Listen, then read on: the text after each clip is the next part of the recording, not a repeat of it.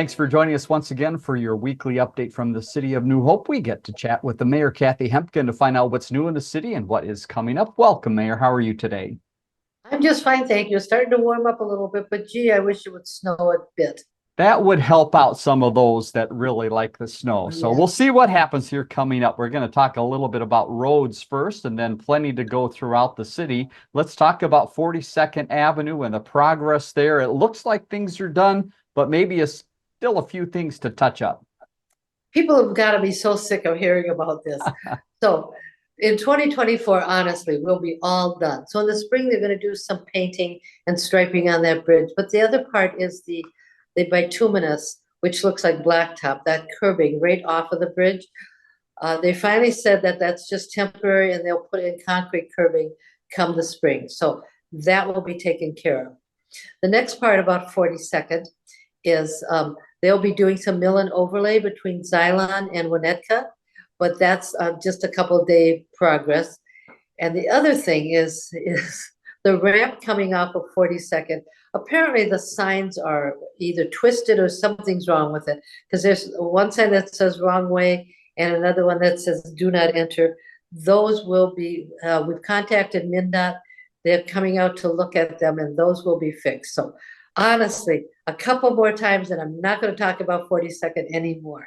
But you are going to talk about the next street down, which is 36. So we've talked a little bit about it. Let's continue that discussion. What are in the plans there? Where are they right now? Well, originally I thought they were taking out the bridge, but the last couple things I've gotten said there's plans and specs being looked at. So I don't know if they are going to take down the bridge or not, but 36th is the bridge will be closed, so you won't be able to get across 36th. All right, more to come on that. And then infrastructure projects, let's just give residents an overview. What's being planned as we look ahead to next year? Well, that will be between 30th and 31st, Gettysburg Independence. The neighbors will all get something in the mail that says what's going to be done. They're not sure exactly what's going to be done. They're just looking at it now, but you'll get something in early 2024 that'll tell you if you live in that area.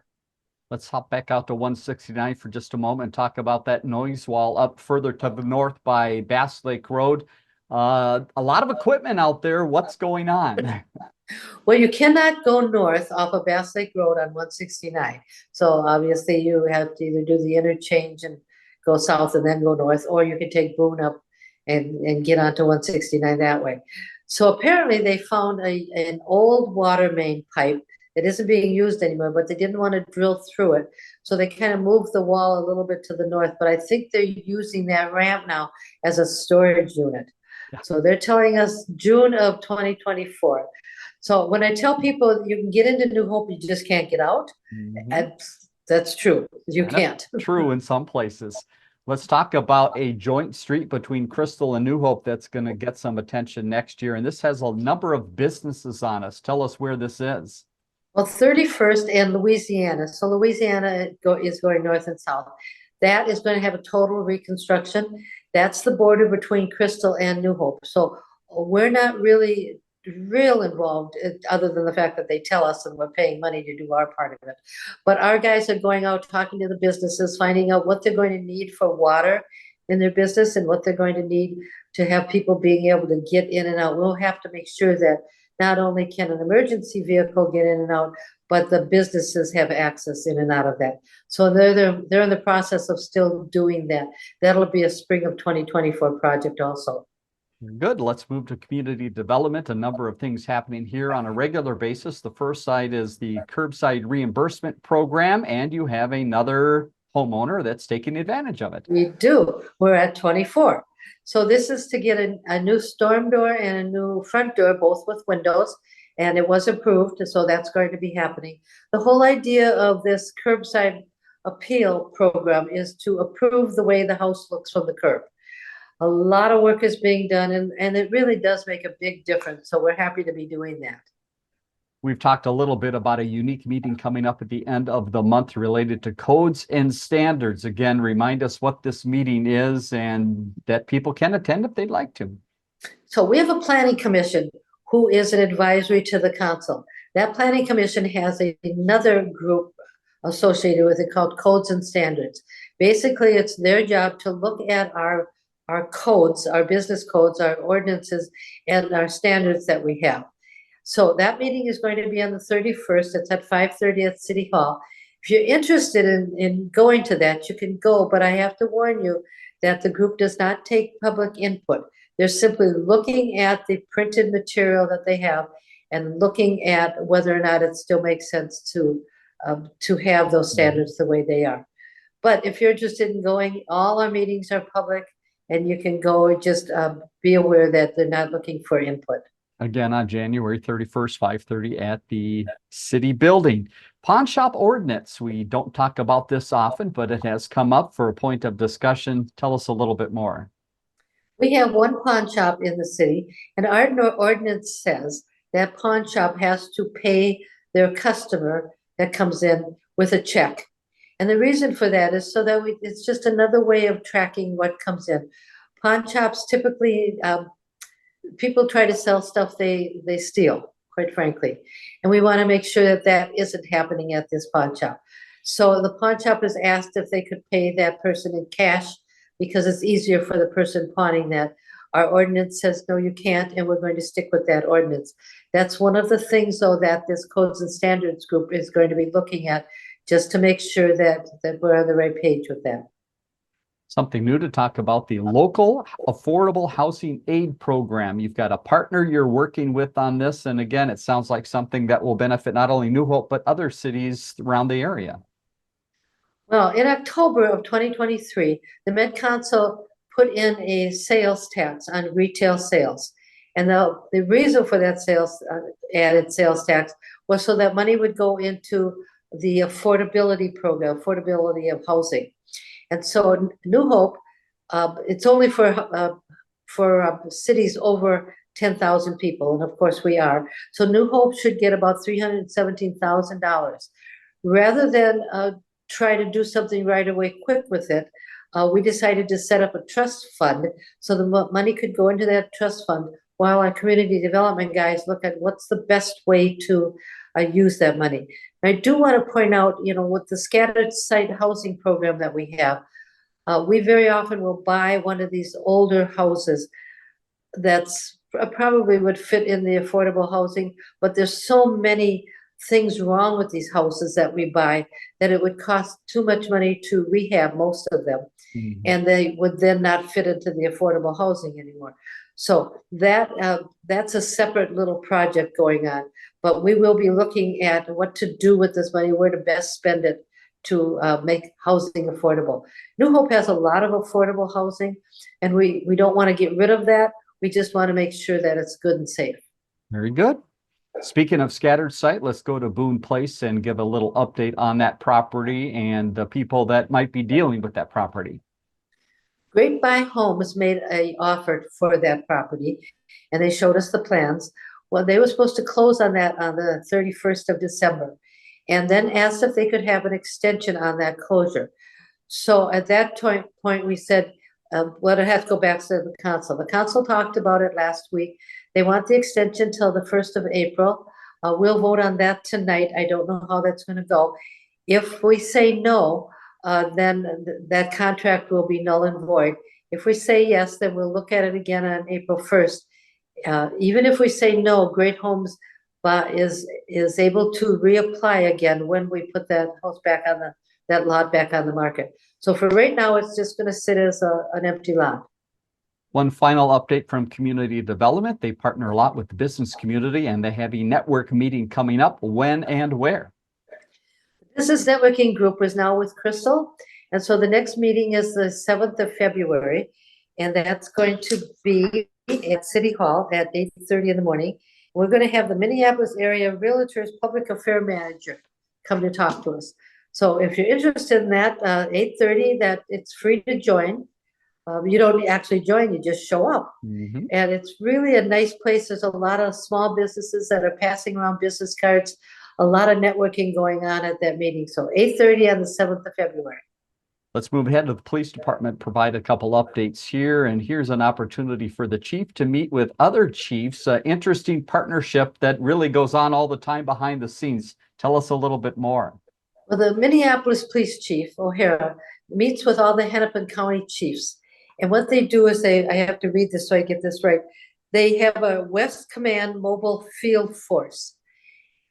Typically, all of these police departments assist each other when there's a need to do that. And so O'Hara has called these meetings pretty regularly with the other police chiefs, just to make sure that we're all on the same page. Because quite frankly, if a crime is committed in Crystal, it moves into New Hope or Robbinsdale. So it's really important that all of these chiefs are on the same page on this. Speaking of the chief, he also went on a tour this past week to the PUPS facility. Tell us a little bit more about what that facility is, where it is, and what might be its future. PUPS stands for Police or Pets Under Police Supervision, PUPS, and is located in Maple Grove, and all of the Hennepin County cities use this. And what it's for is in the event that the police go out and either an animal is mistreated or maybe somebody's gone into the hospital and that animal has to be taken care of, or the animal's on the street and they pick it up. So all those animals go there. Well, what has happened with COVID is a lot of people decided they needed a pet, and now they decide they don't. And so there's a lot of stray pets out there. What's happened in this facility is it's been overcrowded now, and it needs some upgrading. So all of the cities will be looking at this and seeing how we can upgrade this facility. Maple Grove is willing to keep it there, but they're going to need some help upgrading it because we all use it. Final note from the police department, they recently had a few officers go out and have lunch at a very special location. Tell us more about that. Well, my police chief and his officers go out to lunch occasionally, and this one was at Robbinsdale Spanish Immersion School. So here's the police officers and the police chief having lunch with these little kids. I asked if they had much of a conversation. Well, not in Spanish, but they had a nice lunch anyway. I could see these guys with all this stuff hanging on them, sitting on these little bitty chairs, these little bitty tables with these kids. But they really want to be out in the community with the kids so that the kids aren't frightened if and when they have contact with a police officer. Let's hop ahead to Public Works, talk about a few things happening out and about in the community. The first is it's that time of the year, once again, where we have to talk about, unfortunately, water main breaks. Where was the latest? Well, they asked me to whisper that because apparently a couple of weeks ago, I said we hadn't had any, and 20 minutes later, we had two. So we did have another water main break. This weather just brings that about. And so, of course, we've got the team and they go out and fix that. They're also out trimming trees as long as it's pretty nice out. They can trim some of these trees. They're not necessarily ash trees, but they might be boulevard trees that need some trimming. Another interesting thing that happened is there were a lot of water breaks in the pipes, and water was leaking into the street. So they went out to investigate, and it turns out these are pipes from the houses. I want to remind people that if they have a faucet going outside, inside the house, there's a valve that needs to be turned off. And there's a little screw underneath there that let that extra water drip out. And then they need to go outside after that's done and open up the faucet to let that water that's sitting in there. You don't want any water in that pipe outside at all. And so with the ones that haven't done that, the pipe bursts and then they have water leaking. And of course, they're going to get a huge water bill for that. So just with this nice weather coming up, just take a look at that. If you've got a faucet in the front and one in the back, guess what? You've got two of those to turn off. So go down the basement, look for them. They're usually very visible, easy to spot, and get it turned off before you get a water break. Yep, good advice to avoid a mess. Let's go to Park and Recreation. A lot happening here as the winter rolls along, and you've got a good partner that you work with on a lot of these sports, and they've started up a few new activities. Tell us more about Rev Sports and some of those activities. Well, first of all, you can look in your Park and Rec book. There's lots of Rev Sports that go. Two of them are starting this week, soccer and volleyball. And what they do is they basically work with the little kids, kindergartners, first, second, third graders, teaching them how to handle a ball, what to do with it, how to actually kick a ball. And there's a lot of one-on-one with these kids. So if you're interested, look in the brochure and it'll tell you about Rev Sports. All right. And Park and Rec also very involved in the Emerald Ash Borer. And you want to tell us a little bit more about some of the tree work that's happening now, and also a special park that's getting a little extra look at it. There is. Well, the forester has been transferred to the Park and Rec department, and that's why it's coming under Park and Rec. So in 2023, we took 1,450 trees down on the boulevard, plus a bunch of trees in the parks. We had allocated $500,000 to the street department for this tree removal and $125,000 to the park department for the tree removal. All that money has been spent, and there's still trees remaining. So we're in the process of sending out letters for tree replacements. So if you get one, be sure to fill that out, get it back, because we start scheduling that tree planting now. So we need that back. The other thing is there's 7 ash trees at Hidden Valley Park. And when they put in the new playground, the residents wanted to save those trees if we could, because they bring a lot of shade to that playground. So last year they treated those trees. They treat them every other year. So they'll be treating them next year. They treated them in 22. So they'll be treating them in 24. They don't think that the treatment will save the tree, but they do think it will delay the tree from dying. And they're really trying to delay that till the other trees grow up a little bit to bring shade to Hidden Valley. They're also looking at it as an experiment project to see whether or not that treatment is helpful. Move to the golf course and talk about that course behind you that doesn't have all that snow, but it kind of wishes it did have a little more snow at this point because of an event that's coming up. What could be happening if the weather cooperates? This is what it looked like last year when they did that snow golf. Doesn't look like that now. Not sure that they're going to do that. They need to call the golf course and find out. It's too early to actually ask them now, because it's a week and a half away and a lot of stuff can happen in a week and a half. And they may plan something else just out on the course. I don't know. But do know it's probably not going to be as snow covered as it is now. We had a baby shower or a birthday party there last week. It's always fun to see that clubhouse being used on a regular basis for other things rather than golf. It is a busy place, as is the ice arena. Tell us about the variety of games that are coming up this week. New Hope residents should go sit in the stands and cheer the teams on. Well, these are high school games, and there's one on Tuesday, and it's the girls. The junior varsity plays at 5, the varsity plays at 7. And then on Thursday, the girls and the boys high school are playing, again, 5 and 7. It's really kind of fun to watch. In the meantime, they have that skating for the adults, the hockey, on Fridays from 11 to 1, if you're interested in playing hockey.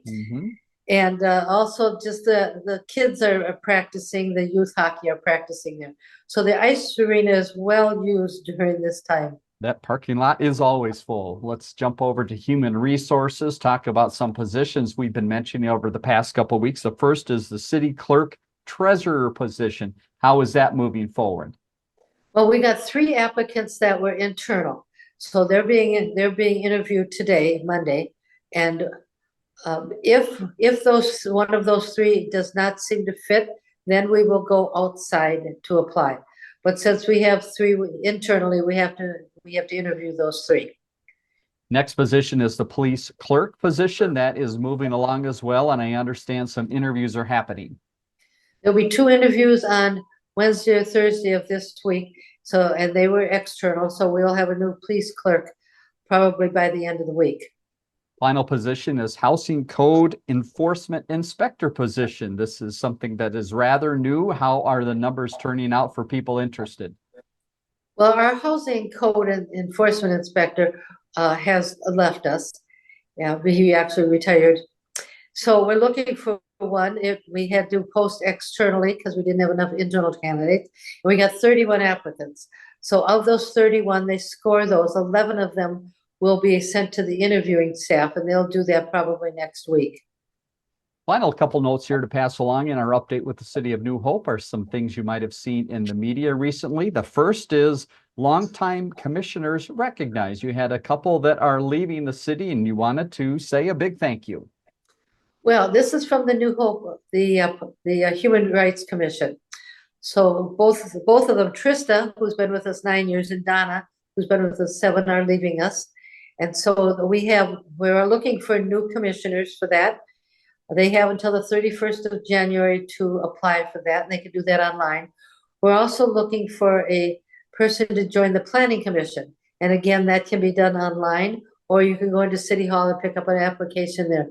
Have until the 31st of January to do both of those. And you see the website there, newhopemn.gov, to find out more information about that. And also this next event that's coming up, the city helping out with the right size of car seats. How does this work? Well, if you've got a little one, you need to have someone show you exactly how to put that car seat in.